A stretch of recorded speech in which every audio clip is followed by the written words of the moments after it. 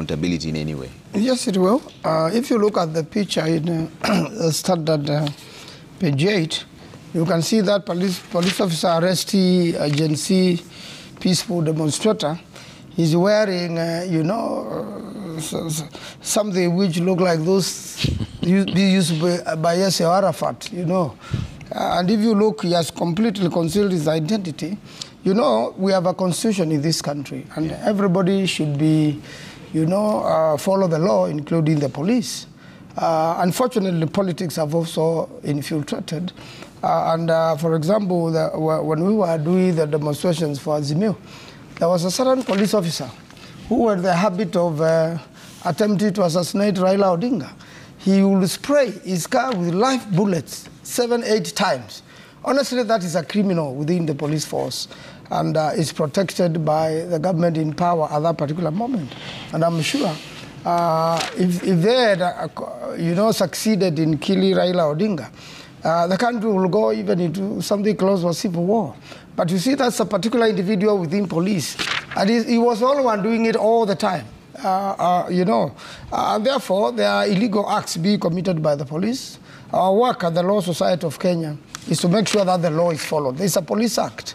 If the police are not happy with their act, then they should amend it to bring all this what they want to do. But there are United Nations standards, operations of police all over the world. The police should ordinarily be uniform.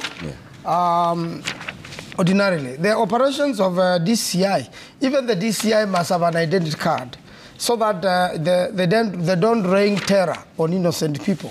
The angle which politics have brought it, you have heard William Ruto making promises that there will be no more people found dead in Rivayala. But I think this time now, with these people dressed like Yasser Arafat and covering themselves completely, they did quite a number of abductions. Those people have never been seen today. They are people's children. Most probably they are innocent. So what the police have been doing is to become the court, become the judge, arrest you, determine that you should die or should be abducted. First of all, abduction is illegal all over the world. And this cannot be used in a totally lawless country by armed militias.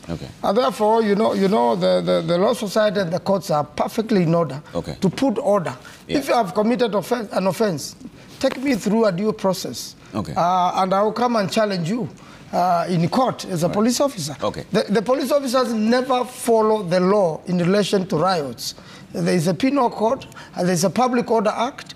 The minister in charge of Interior, who is a very good lawyer, has failed to make regulations. He is using expired regulations and sometimes attempts to make regulations on television. Regulations are made by Parliament.